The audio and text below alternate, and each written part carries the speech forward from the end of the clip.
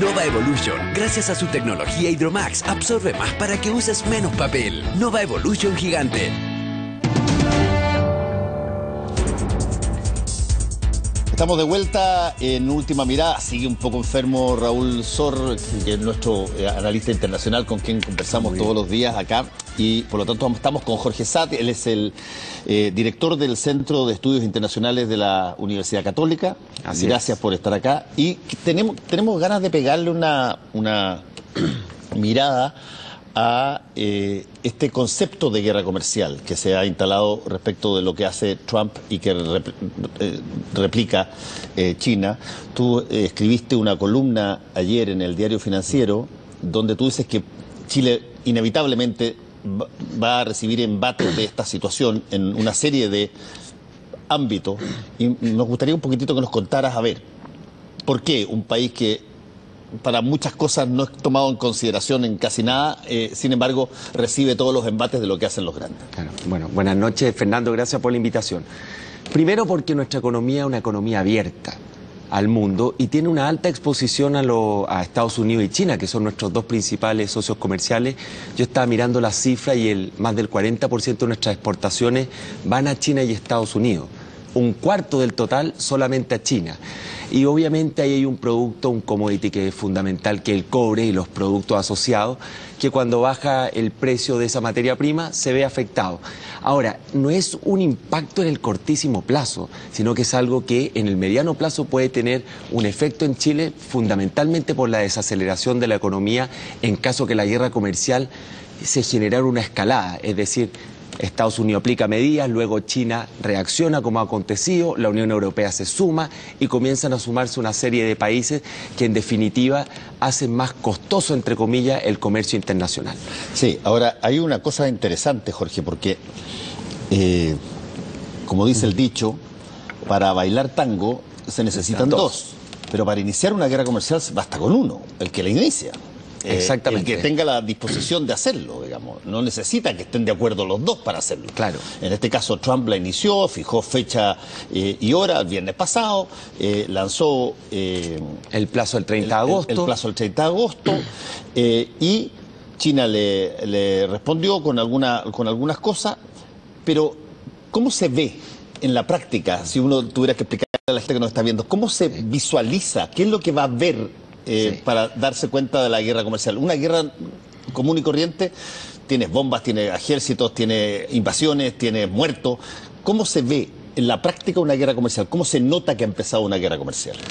A ver, lo primero, lo positivo de todo esto que está ocurriendo es que es una forma de hacer pedagogía en torno a la importancia del comercio y la integración económica, que suelen ser temas que se ven muy ajenos al día a día de las personas. Un primer punto es que las tensiones comerciales entre los países no es algo nuevo. La diferencia es que hoy día Trump está llevando el conflicto en términos unilaterales. China y Estados Unidos tienen más de 30 casos en la Organización Mundial de Comercio de conflictos comerciales, con el acero, con el aluminio, con artículos domésticos, pero se lleva en una sede multilateral, con un procedimiento donde hay una primera instancia y un órgano de apelación, y eso es lo que Trump está ignorando hoy día, y que esta crisis de la que se habla del multilateralismo y de la cooperación. Pero tensiones comerciales entre los países existen y han existido, y medidas también. Lo segundo es que Estados Unidos tiene una particularidad, que los presidentes tienen amplias facultades para establecer medidas en materia política comercial, barreras, restricciones, medidas administrativas. Chile, por ejemplo, también puede aplicar medidas unilateralmente, lo que es el antidumping, lo que son las medidas compensatorias, lo que hace con el acero, por ejemplo, que tiene una salvaguardia, una sobretasa para la importación de acero desde otros países. Entonces, hay un marco legal que permite realizar acciones, pero lo permite de manera razonable, justificada y en el marco de la ley. Lo que hace, en definitiva, Trump es que usa y algunas veces abusa de esta herramienta. No sé si tú recuerdas, Fernando, que partió invocando el tema del déficit comercial. Así es. Luego, razones de seguridad de Estado para el acero y el aluminio. Posteriormente, robo de propiedad intelectual. Y así sucesivamente, va viendo todas las prerrogativas legales, pero usa y abusa, y muchas veces de manera irracional. Y eso es lo que estamos viendo hoy día en esta estrategia o este liderazgo transaccional que tiene Trump. Porque algunos dicen es aislacionista, pero luego al día siguiente uno lo ve celebrando como hoy día los logros de la OTAN, porque logró establecer este requisito, según él, cosa de revisar su Twitter, del compromiso del 2% del PIB en el gasto. Y al día siguiente vuelve a ser aislacionista. Y después tenemos a un presidente que, por ser alejado de las formas diplomáticas tradicionales, por ser rupturista, se logra reunir con el presidente de Corea del Norte después de 60 años. Entonces todos los días vamos viendo este acomodo donde al parecer la estrategia es no tener estrategia. Es ir negociando día a día según las circunstancias. Y ese es el liderazgo de Trump. Ahora, yo te insisto en el chileno, Sí. que dice, a ver, ¿cómo notas tú que hay una guerra comercial? Y te lo digo por lo siguiente, el ministro de Economía, José Ramón Valente, Sí. Preguntado sobre la guerra comercial, dijo, no, esta cosa está exagerada, esta cosa no va a ser más que una trifulca chiquitita. Pero yo veo al Economist, veo a lo que tú escribes en el diario financiero, veo un montón de otras personas que en el mundo dicen, oye, ojo con esto que uno sabe cómo parte, pero de repente no sabe cómo termina. ¿Cómo podríamos notar que hay una guerra comercial que nos está afectando? Te voy a dar un ejemplo muy concreto de un efecto indirecto. A ver. Las nueces en India. India, por la represalia, por las barreras que estableció Estados Unidos comerciales, India hizo una reacción comercial, una represalia, pero la hizo general, no hizo exclusiones. Con India nosotros no tenemos un tratado de libre comercio. Y por lo tanto, las nueces no solamente se vieron afectadas las importaciones de nueces americanas de a Estados India, Unidos, claro, sino las nueces del resto todo del mundo. Y ahí tenemos hoy día un problema con la exportación de nueces desde Chile a India, que esperamos que se resuelva pronto, pero a partir de una reacción comercial de India contra Estados Nosotros Unidos. exportamos hartas nueces. Exportamos bastante y recordemos que al final los aranceles es un sobrecosto y el comercio mundial no es solamente bienes finales, por decirlo de alguna manera, también son insumos.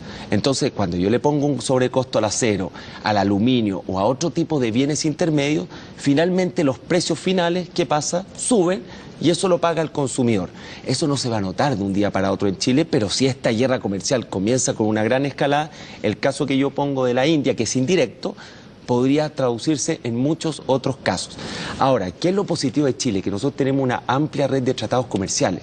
Tenemos 25 tratados con más de 60 países, que es básicamente donde nosotros hacemos el comercio, y esos tratados tienen mecanismos para resolver las controversias, pero no significa que se resuelvan de un día para otro, sino que pueden ser conflictos que se van alargando en el tiempo.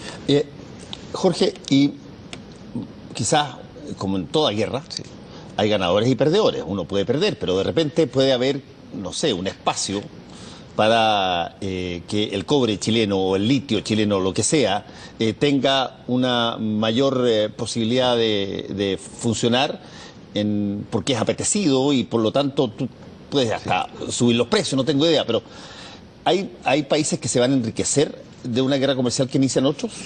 Eso es lo que se llama la desviación de comercio. Cuando yo me cierran puertas mercados, busco otros mercados. Pero es un efecto en el cortísimo plazo, porque en el caso del cobre, si el precio sigue bajando o está muy expuesto a estas tensiones, eso nos va a perjudicar directamente. Es cosa de ver nuestra economía que el 50% del valor de nuestras exportaciones son por la actividad del cobre. Entonces, no es un buen negocio ni en el mediano ni en el largo plazo, y esta famosa tesis de que pueden ser oportunidades para productos nuestros, dadas las restricciones que establecería Estados Unidos, es muy de corto plazo, porque en el largo plazo tener un comercio mundial lleno de restricciones, de barreras, de proteccionismo, a una economía abierta significa que esa economía abierta, como es Chile, va a tener más piedra en el camino. Pero por eso esto hay que ir monitoreándolo y hay que entender también cuál es la estrategia política que hay detrás de Trump en estas acciones que realiza. ¿Y cuál es? Yo estaba revisando Gallup, que es una muy buena encuesta que va midiendo el termómetro día a día de Estados Unidos, y fíjate que Trump tiene un nivel de aprobación del 40%. Si bien tiene un rechazo cercano al 60%, un 40% de aprobación ya lo quisieran muchos líderes mundiales o latinoamericanos. Y vas viendo tú un poco más fino. Por ejemplo, se pregunta de comercio y el americano también no lo asocia mucho a su día a día. Pero cuando se pregunta, ¿usted cree que China tiene prácticas injustas en materia de comercio? 6 de cada 10 americanos dicen sí. Y cuando le preguntan del NAFTA, que está México, Canadá, sin entender mucho, el 50% dice, no me huele muy bien este acuerdo. Entonces, con eso trabaja Trump. Sumémosle los buenos indicadores económicos que está exhibiendo, un desempleo el más bajo de los últimos 15 años, recuperación económica, la reforma tributaria, en el caso de la base republicana, el nombramiento, la nominación de los últimos 2 jueces para la Corte Suprema.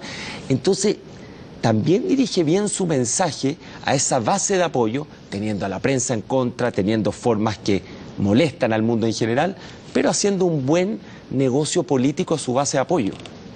O sea, y eso explica, en cierta medida, las acciones o los tweets que uno puede ver día a día del presidente, que es donde él fija sus políticas, digamos. Sí, pero cuando tú inicias un movimiento y adviertes que te voy a poner un arancel nuevo y me vas a tener que pagar, qué sé yo, 130 mil millones de dólares extra, por lo mismo que hoy día me lo tienes que pagar. Y el otro ofrece represalia. En algún momento dado, eso puede decantar en una escalada, digamos, porque hay... Y esa es la famosa guerra comercial. Claro, en una escalada donde tú empiezas a primero impedir a los chinos que te lleguen con los productos tal cual. Los chinos pueden hacer una suerte de selección de qué productos afectan más los estados que, por ejemplo, necesita Donald Trump para ganar en la elección ahora de noviembre. Y por lo tanto a esos productos les pone la sobretasa china. Y claro, genera un problema adentro. Claro. Y eso encarajina la situación. Y la puede complejizar aún más porque no todo el proteccionismo son aranceles. También comenzamos aquí con barreras, por ejemplo, a la inversión. Restricciones políticas a inversionistas extranjeros, requisitos administrativos para internar tus productos. Y ahí entramos ya en un proteccionismo que no es arancelario, sino que es, como se llama en la jerga técnica, pararancelario. Pero fíjate que desde ese punto de vista es interesante el concepto que está señalando. Donald Trump nunca ha escondido de que él es antiglobalización. El Make America Great Again es hacer al país grande. Y no le gusta para nada esta cosa. Se agarra con China y le pone aranceles en lo comercial. Claro. Se agarra con sus aliados acérrimos, los aliados que lo han acompañado a Estados Unidos a cuánta aventura bélica ha habido. Han puesto en carne seres humanos que se han muerto por Estados Unidos siguiendo las lógicas de los presidentes estadounidenses. Y va y les dice en su cara que de ahora en adelante tienen que poner 4% del PIB en compra de aviones a Estados Unidos, que es el que los provee, porque los otros no son capaces de producirlo. Y se los dice así, tal cual, porque sabe que los tipos no pueden, dependen básicamente de Estados Unidos. Entonces uno se pregunta, ¿estamos de alguna manera, el inicio o la víspera de un proceso muy fuerte de vuelta a ensimismarse, digamos? No te sirven los países globalizados si los estáis tratando pésimo. Claro, y de hecho, cuando uno ve el discurso de Trump, él nunca dijo yo soy aislacionista. Su mayor rechazo es a este multilateralismo, cuando dice, oiga, Estados Unidos financia el X% de estos organismos internacionales, pero solo cuenta con un voto, el mismo voto del resto de los países. Y él hablaba, recuerda cuando decide salirse o cumplir su promesa de campaña de salirse del TPP, él dice, yo no estoy en desacuerdo del libre comercio, pero quiero un comercio justo. Y le gusta el bilateralismo porque sabe que tiene un mayor poder de negociación. Pero es tan inciertas las acciones que hace Trump que en definitiva lo que uno tiene que ir haciendo es dibujando escenarios y ver en el escenario 1 cuáles son los efectos, en el escenario 2 los posibles efectos, etcétera. Hoy día, no sé si tú tuviste la oportunidad de verlo, en los términos que se refiere a la primer ministro de Gran Bretaña, a Theresa May, o a Angela Merkel, a la canciller, son inéditos en la diplomacia o en la política exterior, incluso opinando de asuntos de política doméstica, como por ejemplo Boris Johnson, canciller renunciado, sería un gran primer ministro. Eso es impensado en la política exterior y es el juego al que está permanentemente estableciéndose Trump. Ahora, volviendo a tu primer comentario, Fernando, de las famosas guerras comerciales, estas escaladas siempre podrían darse en la historia y se han dado en la historia económica, pero hay una institucionalidad que las resuelve. que es la OMC. Y esa Organización Mundial de Comercio hoy día también está muy debilitada y está muy cuestionada. Y se nota que dentro de esta resistencia al multilateralismo, Trump dice, yo prefiero ir con mis mecanismos unilaterales, con mis leyes locales y salir a golpear la mesa y luego sentarme a negociar antes de ir a la institucionalidad y realizar la consulta ante la OMC, etcétera. Y eso es lo complicado, cuando comenzamos a resolver los temas no por la vía institucional, sino por quién tiene más poder. Sí, bueno, y está claro que él tiene más poder. Está clarísimo. Jorge, te quiero agradecer por haber venido a Última Mirada. Gracias, Fernando. Muy bien. Volvemos en un ratito.